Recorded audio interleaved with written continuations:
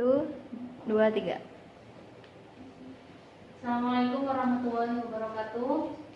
Perkenalkan, nama saya Rizky Atulaini, kelas golongan 2, angkatan 2, nomor absensi 6. Sebelumnya saya minta maaf karena presentasi saya lakukan dengan duduk, karena sebelumnya saya sedang hamil besar. Kemudian sebelum kembali untuk ujian aktualisasi, kebetulan saya terpaksa melakukan operasi sesar. Jadi masih belum terlalu sehat untuk berdiri, agak kesulitan untuk bernafas. Di sini saya akan melaporkan hasil dari kegiatan habituasi tentang laporan aktualisasi, yakni pembuatan aplikasi pemberi informasi atau SIPERI untuk meningkatkan efektivitas dan efisiensi pelayanan di Rumah Sakit Dr. Haryoto Kabupaten Lumajang. Selama kegiatan habituasi ada 7 kegiatan yang saya laksanakan.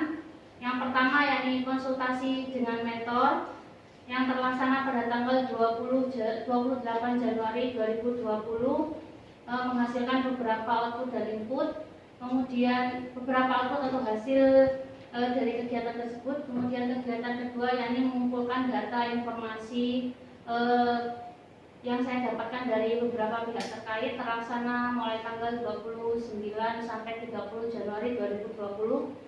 Kemudian kegiatan yang ketiga yakni merancang aplikasi SIPERI. Jadi setelah mengumpulkan informasi yang saya butuhkan untuk merancang aplikasinya, rancangan aplikasinya terlaksana pada tanggal 31 Januari sampai dengan 5 Februari 2020.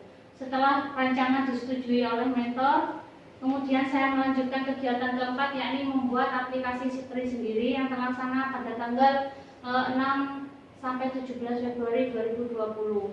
Setelah aplikasi dibuat, saya melakukan sosialisasi dengan pihak manajemen rumah sakit pada tanggal 18 Februari 2020, yakni untuk meminta izin untuk uji coba pengimplementasian aplikasi tersebut di Rumah Sakit Dr. Haryoto. Dan dengan sosialisasi tersebut saya mengantongi nota dinas sebagai pengganti SK Direktur terkait izin implementasi tersebut.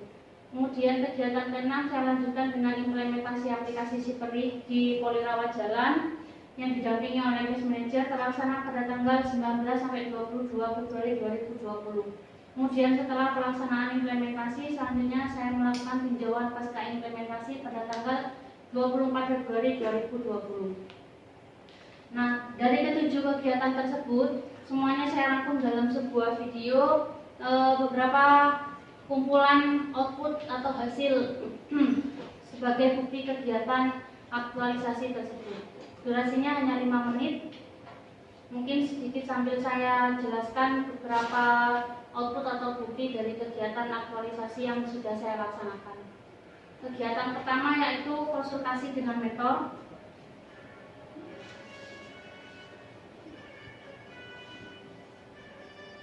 Ini bersama mentor saya, Ibu Nawang, di ruang pelayanan medis. Di sini saya mendapatkan persetujuan beliau untuk melaksanakan atau untuk membuat aplikasi SIPERI tersebut. Ini adalah catatan hasil konsultasinya. Kemudian jadwal kegiatan aktualisasi yang disetujui oleh mentor sendiri. Surat persetujuan atau surat pernyataan mentor bersedia menjadi mentor saya. Persetujuan beliau terkait dengan judul aktualisasi saya juga. Kemudian kegiatan yang kedua yaitu mengumpulkan data informasi yang dibutuhkan oleh aplikasi SIPERI sendiri. Untuk informasi hak dan kewajiban pasien, informasi alur pendaftaran saya peroleh dari unit rekam medik. Nah, di unit ini saya mendapatkan kedua data tersebut berupa bagan juga. Kemudian yang kedua terkait dengan tata tertib pasien, tata tertib penunggu dan pengunjung juga saya dapatkan di ruang tata usaha berikut dengan hak dan kewajiban pasien. Jadi informasi tersebut akan menjadi isian dari aplikasi Sipri itu sendiri. Ini template-nya, hak dan kewajiban pasien berikut tata tertibnya.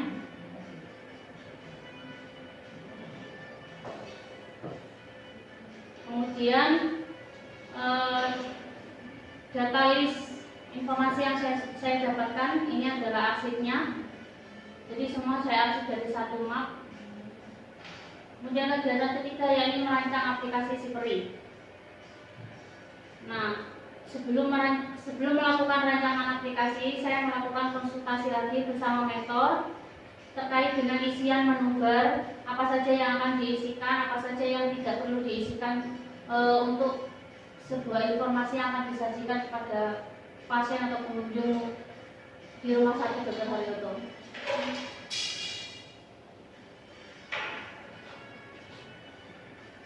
Setelah mendapatkan saran dan arahan dari beliau, saya melakukan beberapa kegiatan lanjutan seperti ini, rekaman audio visualnya bersama rekan saya. Ini konsep tampilan awalnya, konsep tampilan aplikasinya, kemudian ini tampilan menu barnya, kemudian tampilan isi menu bar aplikasi. Jadi rencananya ada sebuah video di situ. Ini adalah catatan hasil konsultasi sebelumnya. Ini beberapa file yang digunakan untuk merancang aplikasinya. Kemudian untuk kegiatan keempat, yaitu membuat aplikasi Sipri sesuai dengan rancangan yang sudah disetujui atau sesuai dengan arahan mentor.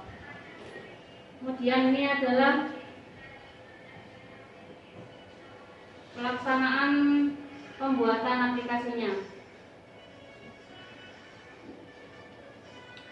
Ini kegiatan coding yang saya lakukan untuk membuat aplikasi Sipri di ruang pengolah data elektronik.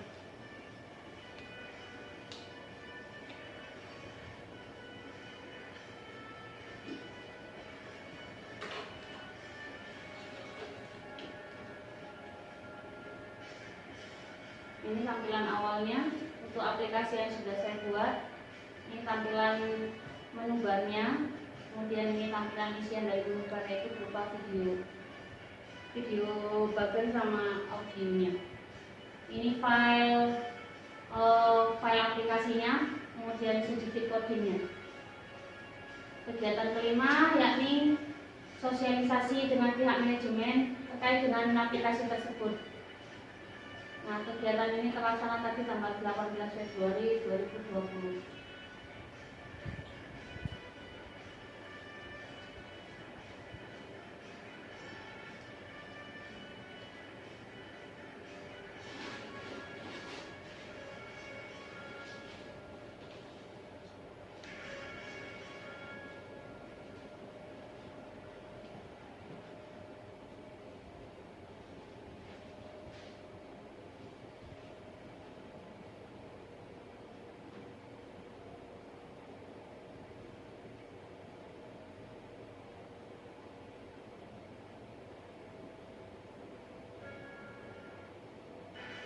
Ini saya geser sedikit, tadi ada kesalahan teknis di akhir. Nah, ini kegiatan sosialisasi dengan pihak manajemen. Ada delay tadi sedikit. Ini undangannya sebagai outputnya. Kemudian ada lampirannya, siapa saja yang diundang di sana. Kemudian nota konsumsinya juga ada, daftar hadirnya juga ada. Kemudian ini nota dinasnya. Untuk kegiatan ke-6 yaitu implementasi aplikasi Sipri-nya. Ini dilaksanakan di Polirawat Jalan. Nah, ini ada pasien yang sedang mencoba aplikasinya. Kemudian saya sedikit memberi penjelasan, didampingi oleh case manager juga.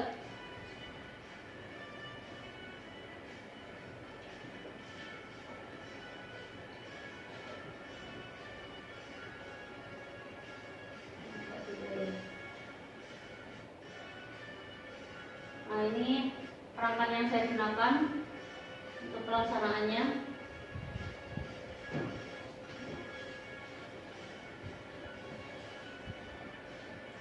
Untuk kegiatan ke-7, tinjauan pasca implementasi, ini saya laksanakan untuk meminta pendapat dari responden yang sudah melihat implementasi atau pelaksanaan implementasi sebelumnya.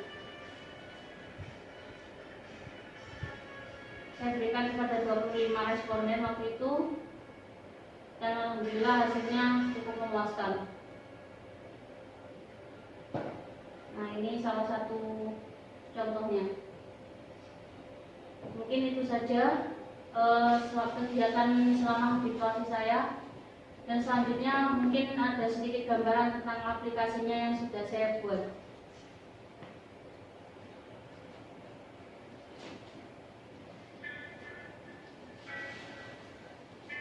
Nah, di situ ada menu yang berupa gambar. Di sebelah kanan ada alur pendaftaran, tata tertib, sama hak dan kewajiban pasien. Nah, bisa dipilih juga di sana atau melalui dashboard di samping kiri. Setelah diklik akan muncul menu barnya. Jadi di sini bisa dipilih menu barnya.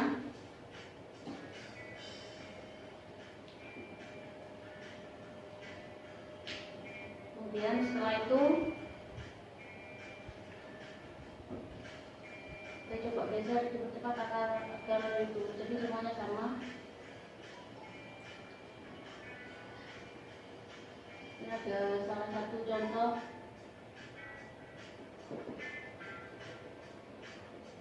Nah, di sini ada hak pasien, ada kewajiban pasien yang saya temukan saya minta pada rekam medik kemarin. Ini salah satu contohnya.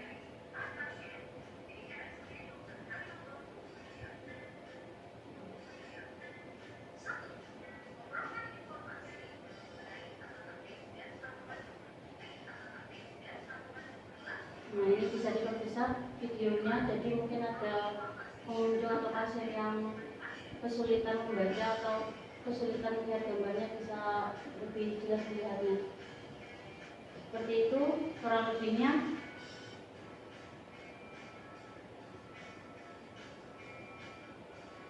Mungkin sekian dari saya, kurang lebihnya mohon maaf. Assalamualaikum warahmatullahi wabarakatuh.